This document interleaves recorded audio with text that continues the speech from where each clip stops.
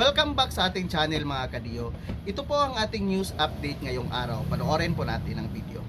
2 linggo matapos maupo sa pwesto, muling naglabas ng bagong kautusan si Ombudsman Jesus Crispin Remulla. Sa ilalim ng Office Order No. 347 dated October 22, 99 na opisyales ang inatasang magpasa ng courtesy resignation hanggang Miyerkules, October 29. Ang mga nasabing opisyales, appointees ng dating ombudsman na si Samuel Martires, na nalagay sa pwesto mula May 29 hanggang July 27.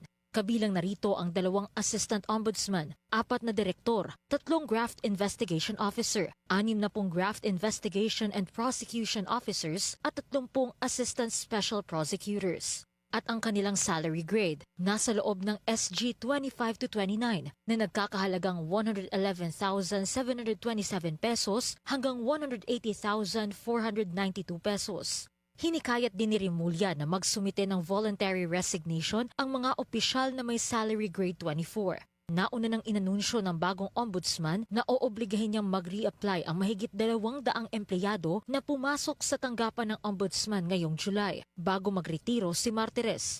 Maaari raw kasing matawag na midnight appointees ang mga ito kapag di sila sumunod. Bahagi rin daw ito ng sweeping internal reorganization sa opisina ng ombudsman.